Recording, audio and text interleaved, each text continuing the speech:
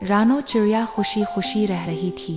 वो हामिला थी और बहुत सी फिक्रें इसे घेरे हुए थीं। सारे परिंदे अपने अपने घरों को बनाने में मसरूफ थे, लेकिन रानो तो ना उड़ सकती थी और ना ही अपने लिए खाने की तलाश में जा सकती थी।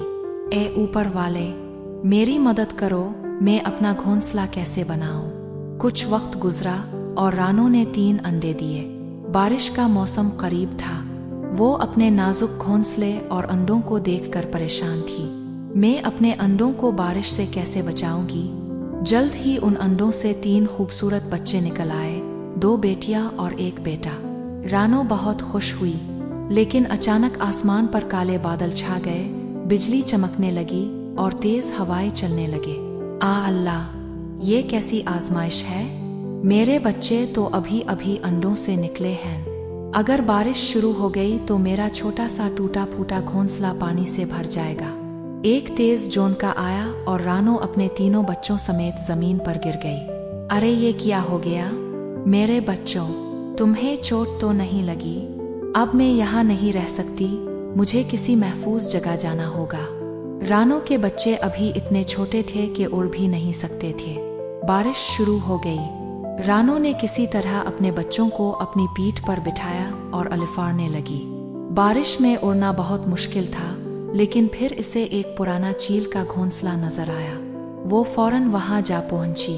मेरे बच्चों, थोड़ा आराम कर लो, कम अज कम यहाँ हम बारिश से बच गए हैं। दूसरी तरफ कालू और गोरी कौवे का घोंसला भी टूट गया था। गोरी, तेज हुआ से हमारा घर उड़ गया है, अब कहाँ जाएंगे? चील का पुराना घोंसला खाली पड़ा है, वहीं चलते हैं। अगर कोई पहले से वहां है तो हम इसे डरा कर भगा देंगे। रानो अपने बच्चों के साथ आराम से बैठी थी जब वो दोनों कौवे वहां पहुंचे। ये कौवे यहाँ कैसे आ गए? अरे छोटी चिड़िया, तुम कौन हो? हमारे घर में आने की हिम्मत कैसे हुई?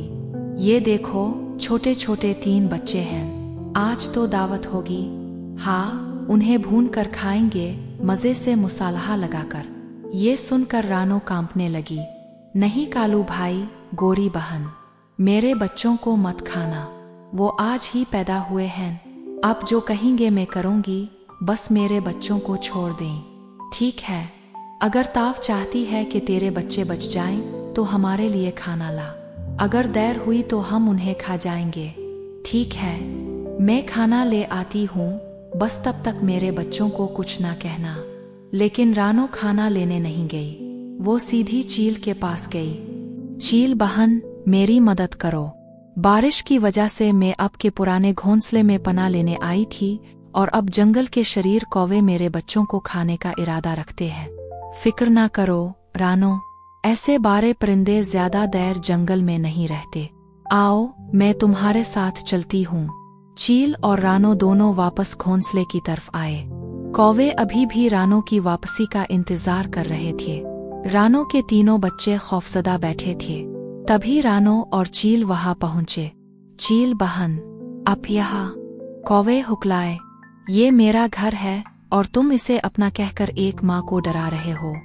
हमारा ही घर है, याद दिलाऊं किसका है ये? चील गुर्राई और फौरन उन पर हमला कर दिया। दोनों कौवे बुरी तरह जख्मी हो गए और वहां से भाग खड़े हुए। चील बहन, आपका शुक्रिया, आपने मेरे बच्चों की जान बचाई। अगर आप ना आती तो वो उन्हें खा जाते। शुक्रिया की कोई बात नहीं रानो, ये मेरा घर था, मगर अब से ये तुम्हारा है। अपने बच्चों के साथ यहाँ सुकून से रहो। अगर कोई फिर तंग करे तो मुझे बताना। फिर चील वहां से चली गई। ये सब तुम्हारे सबब हुआ गोरी।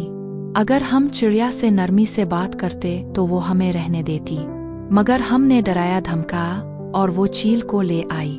अब देखो, हम बारिश में भीग रहे हैं, जख्मी भी हैं। यूं शरीर कौवे भीगते हुए जंगल में छप गए और रानो अपने तीनों बच्चों के साथ चील के घर में खुशी खुशी रहने लगी।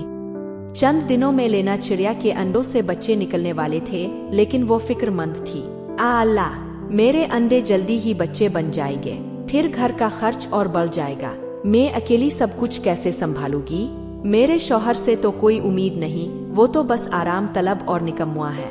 कुछ दिन यूं ही गुजर गए। एक दिन लेना अपने शौहर रिको से झगड़ पड़ी। रिको, तुम्हें शर्म नहीं आती? मैं कमाती हूँ और तुम सिर्फ खाते हो। अपने बच्चों के बारे में तो सोचो, वो भी दुनिया में आने वाले हैं। क्या तुम नहीं चाहते कि हमारे बच्चे भी दूसरों की तरह खुशहाल जिंदगी गुजारी? तूने अंडे दिए हैं तो ही संभाल। मैं नहीं रखता किसी का ध्यान, और अब मैं जा रहा हूँ हमेशा के लिए। रिको उड़ गया। लेना ने अफसोस तो किया, लेकिन सुकून का सांस भी लिया। अच्छा हुआ चला गया, मदद तो वैसे भी नहीं करता था। अब कम अज कम मेरी कमाई पर नहीं जिएगा। चंद दिन बाद अंडों से 2 खूबसूरत बच्चे निकल आए। लेना खुश हुई। मैं अपने बच्चों को हर खुशी दूंगी, चाहे उनके पापा ना हूँ। मैं माँ और बाप दोनों बनकर उन्हें पालूंगी। लेकिन वक्त हमेशा एक सा नहीं रहता। कुछ ही महीनों बाद मूसलाधार बारिश शुरू हो गई, जो रुकने का नाम ही नहीं ले रही थी। मैं खुद भूखी रह लूंगी, लेकिन अपने बच्चों को भूखा नहीं देख सकती। लेना ने सोचा, मामा मुझे बहुत भूख लगी है, कुछ खाने को दो। गुलिया, इसकी बेटी रूपली, बस थोड़ा सब्र करो, शायद बारिश रुक जाए, फिर मैं कुछ ले आऊंगी। लेना ने समझाया, लेकिन बारिश रुकने का नाम नहीं ले रही थी। आखिरकार बच्चों के इसरार पर लेना बाहर निकली। पहले वो अपनी पड़ोसन जीना कबूतर के पास गई। जीना बहन, मेरे बच्चों को 2 दिन से कुछ नहीं मिला, अगर थोड़े से दाने हूँ तो दे दो। जीना ने मुंह फेर लिया। मुआफ करना लेना, मैं कुछ नहीं कर सकती, किसी और के पास जाओ। मायूस होकर लेना अपनी सहेली लूसी कबूतरनी के घर पहुंची। लूसी, प्लीज मेरी मदद करो, मेरे बच्चे भूखे हैं। लूसी ने फौरन एक बोरी दाने दिए। ये लो, अपने बच्चों को खिलाओ, जब तक बारिश रुके यही काम आएंगे। लेना ने शुक्रिया अदा किया और तेजी से घर पहुंची, लेकिन वहां पहुंचकर इसका दिल टूट गया। इसका घोंसला टूट चुका था, बच्चे बारिश में भीग रहे थे। आ अल्लाह, अब कहाँ जाओ? वो बच्चों को लेकर उड़ गई और आखिरकार एक खोखला दरख्त देखा। वो अंदर गई। यहाँ खतरा है, सुबह होते ही हमें यहाँ से जाना होगा, इसने बच्चों से कहा। सुबह हुई और बारिश रुक गई। लेना एक कबूतर व्यापारी के पास पहुंची। भाई, मुझे एक टेंट चाहिए, मेरा घर टूट चुका है। कबूतर बोला, एक टेंट 150 दाने का है, मेरे पास सिर्फ 50 दाने हैं।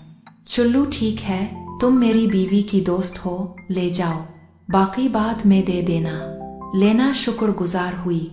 वो टेंट लेकर आई और बच्चों के साथ दरख्तों के बीच एक नया घर बनाया। अब लेना और इसके बच्चे एक महफूज जगह पर थे। तूफान गुजर चुका था, लेकिन एक माँ की मोहब्बत ने एक और जंग जीत ली थी। सबक, माँ की मोहब्बत कभी हार नहीं मानती, चाहे दुनिया साथ छोड़ दे।